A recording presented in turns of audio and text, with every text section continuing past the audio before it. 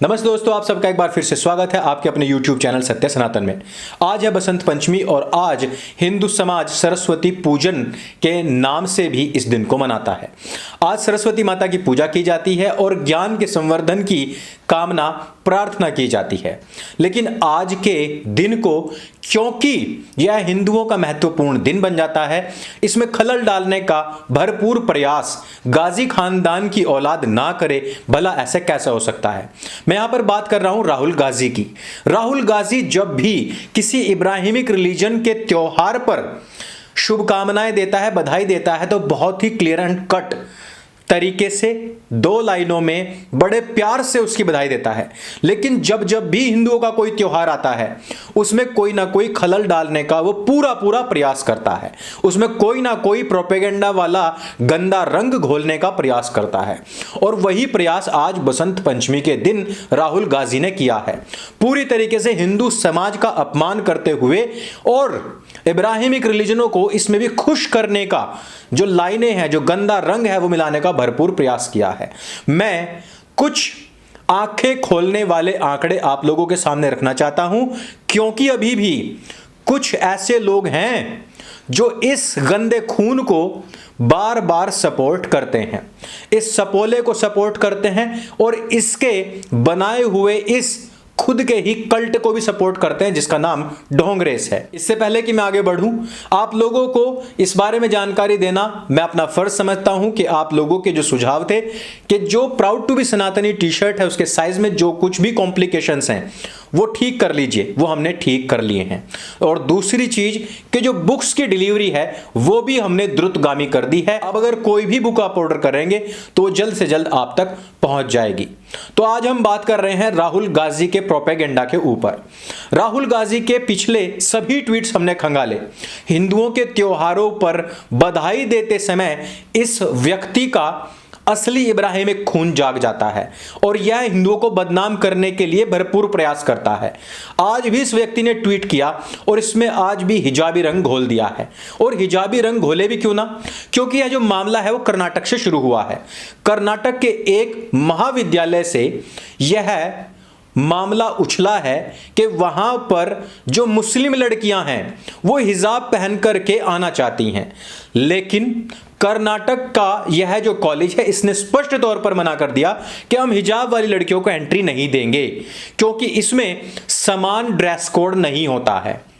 आपने भी सुना होगा कि कुछ सांसद यूनिफॉर्म सिविल कोड लेकर के आने वाले हैं, लेकिन मेरा यह मानना है कि यूनिफॉर्म सिविल कोड से पहले स्कूल का ड्रेस कोड एक हो, साथ नियमित हो, उस पर कोई बिल आना चाहिए, क्योंकि यह बिल नहीं है, इसी वजह से इस तरीके के झगड़े होते हैं। वो बात अलग है कि उसके बाद में हिंदू लड़के और लड़कियों ने भगवा दुपट्टा अपने गले में डाला और उन्होंने उस दुपट्टे के साथ स्कूल्स में एंट्री की। अब राहुल गाजी की यहां पर 2 समस्याएं हैं। पहली कि मामला मुस्लिम लड़कियों के साथ का है और दूसरा कि उसका जवाब देने के लिए हिंदू लड़के और लड़कियां सड़कों पर उतर चुके हैं। और दूसरा जो मामला है वो ये है कि इस महाविद्यालय के नाम से उस व्यक्ति को दिक्कत है। अब राहुल जी स्वयं बताएंगे इस महाविद्यालय का नाम क्या है। विश्वरैया। असल समस्या यह है और इसी का बदला लेने के लिए राहुल गाजी आज इस मामले में कूद चुका है। लेकिन थोड़ा सा अगर हम आंकड़ों पर जाएं और देखें, राजस्थान में इन्हीं के सीएम अशोक गहलोत की बात माने तो वो कहते हैं कि जो पर्दा है, जो घूंघट है, ये रिग्रेसिव है, प्रोग्रेसिव नहीं है। आज हम 21वीं शताब्दी में जी रहे हैं और हमें इस घूंघट की, इस पर्दे की कोई आवश्यकता नहीं है। लेकिन राहुल गाजी हर एक मुस्लिम लड़की को यहां पर हिजाब की स्वतंत्रता देना चाहते हैं और यहां पर यह भी कहते हैं कि मां सरस्वती किसी के साथ में भी कोई भेदभाव नहीं करती है। मैं इनसे पूछना चाहता हूं कि क्या एक भी हिजाबी लड़की या उनका भाई या उनके मौलाना या उनके परिवार का एक भी मुसलमान क्या मां सरस्वती को मानता है? अरे मां सरस्वती को छोड़िए, वो उनको तोड़ने के लिए, उन मूर्तियों का अपमान करने के लिए उन लोगों को सिखाया जाता है। उनके मदरसों में उनकी जितनी भी रिलीजियस प्रैक्टिसेस हैं उनमें बताया जाता है कि ये काफिर हैं, ये मुशरिक हैं, इन मूर्तियों को तोड़ना है, इनका भंजन करना है। और यही नहीं, दिल्ली दंगे की सबसे बड़ी सरगना तो स्वयं कहती है कि अली मुस्लियार हमारा दादा है, हमारे पुरखे हैं जिन्होंने हिंदुओं को काटा था। अब आप खुद सोचिए कि यह राहुल गाजी इस विषय पर क्यों नहीं बोलता है। अभी लावण्या ने आत्महत्या की, इस पर नहीं बोला। खुद राजस्थान के अंदर प्रति वर्ष सैकड़ों लड़कियों के साथ में दुष्कर्म होता है, उनकी हत्याएं होती हैं। दुष्कर्म के मामले में पिछले कांग्रेस के शासनकाल में राजस्थान नंबर 1 रहा है अपराधों के मामले में। राहुल गाजी एक भी महिला के लिए नहीं बोला, एक भी लड़की के लिए नहीं बोला है। लव जिहाद पर यह व्यक्ति नहीं बोलता है, लेकिन जैसे ही मामला कर्नाटक का आया, व्यक्ति तुरंत ही कूद गया और बसंत पंचमी जैसे पवित्र त्योहार पर सीधे सीधे बधाई न दे करके उसमें भी हिजाब इस्लाम इब्राहिमिक रिलीजन को ठूंस दिया। वहां पर भी उनकी संतुष्टि करने के लिए उनके तुष्टीकरण की राजनीति कर बैठा। अब मैं थोड़ा सा और आपको साथ में एक और फैक्ट बताता हूं कि राजस्थान की ये वो सरकार है जो लड़कियां, हिंदू लड़कियां, ये शायद ऊपर नहीं चढ़ेगा, यहां तक की जो बाजू पहनती हैं कोहनी तक की, उनकी बाजुएं कटवा दी गई थी। चाहे वो सूट कितना महंगा हो, चाहे लड़की ना भी चाहती हो। राजस्थान में आपको ही पता है शरीर पूरा ढकती है हिंदू महिलाएं, हिंदू लड़कियां। स्कूल कॉलेज में पहुंचने से पहले पिक्चर्स देखिए, उनसे पहले उनके ये बाजुएं काटी गई थी। राजस्थान में इस प्रकार का अपमान लड़कियों के साथ में हुआ, उनके वस्त्र काटे गए, लेकिन राहुल गाजी नहीं बोला। इसकी वजह क्या है? इसकी वजह केवल यह है कि उसको हिंदुओं का अपमान करने का केवल और केवल एक मौका चाहिए।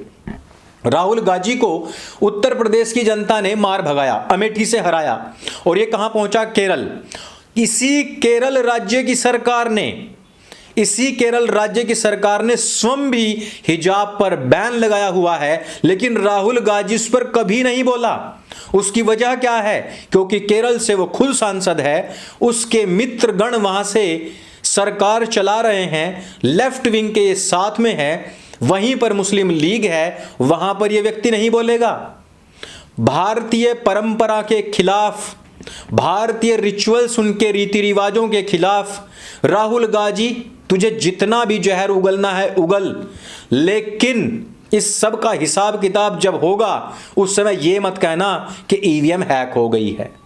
अब इसी के साथ ही साथ एक और व्यक्ति को मैं लेकर के चलता हूं। यह व्यक्ति आप इसको जानते ही हैं, मुझे नाम लेने की आवश्यकता नहीं, मेरी जीभ गंदी होती है। यह व्यक्ति जनेऊ को लेकर के सवाल उठाने लग गया है। इस पर सिर्फ मेरा एक ही कहना है, जनेऊ कपड़ों के नीचे पहना जाता है, हिजाब भी अगर अंडरवियर की तरह पहनना शुरू कर दो तो हमें कोई दिक्कत नहीं, कोई परेशानी नहीं है। लेकिन यदि इसको रिलीजियस आइडेंटिफिकेशन बना करके लोगों पर उसका प्रभाव जमा करके दबाने की कोशिश की जाएगी, अपनी मांगे मनवाने की कोशिश की जाएगी, तो ना केवल कर्नाटक के अंदर बल्कि पूरे भारतवर्ष के अंदर यही होगा जो कर्नाटक के हिंदुओं ने किया है। एक तरफ पूरे विश्व में नो हिजाब डे मनाया जाता है, एक तरफ अब महिलाएं इसको पुरुषवादी दमन का प्रतीक समझते हुए इसका बहिष्कार कर रही हैं। और जो महिलाएं ये कहती हैं कि तो हमारी मर्जी है जी, हम पहने या ना पहने, जब उनसे ये पूछा जाता है कि यदि नहीं पहनेगी तो तेरे घर के पुरुष तेरा क्या हशर करेंगे, उस समय पर वो जवाब नहीं दे पाती। इसका सीधा सा मतलब क्या है कि यह पुरुषों की जो पुरुषवादी इस्लामिक मानसिकता है वो इन महिलाओं पर थोपी गई है। लेकिन इस हिजाब में इनके भी जो बुद्धि के पट हैं वो भी बंद हो चुके हैं, इसलिए लॉजिक्स और रीजनिंग पर ये कभी जाएंगी नहीं। दूसरी बात, एक और महिला मैं आपको दिखाता हूं, इसका भी मैं नाम नहीं लेना चाहता। कभी भी आपने इस महिला को हिजाब में नहीं देखा होगा। इसके सिर पर जो ये भैया का घोंसला बना हुआ है, इसको सारी दुनिया में दिखाती है, घूमती है। इवन यह प्रोग्रेसिव और पाश्चात्य महिलाओं की तरह कपड़े भी पहनती है, उन्हीं की तरह रहती है, लेकिन वकालत हिजाब पर करती है। इसके लिए बस मैं इतना ही कहना चाहता हूं कि बहन, जैसा हिजाब तू पहन रही है वैसा ही हिजाब इन लड़कियों के लिए भी सजेस्ट कर दे। बस इतनी सी ही बात है। एक तरफ तो हिंदू सभ्यता को पुरुषवादी बताकर पुरुषवादी मानसिकता महिलाओं पर थोपी जाती है, हिंदुओं में ऐसा बताने वाली लड़कियां खुद पुरुषवादी सोच को अपने ऊपर ढो रही हैं।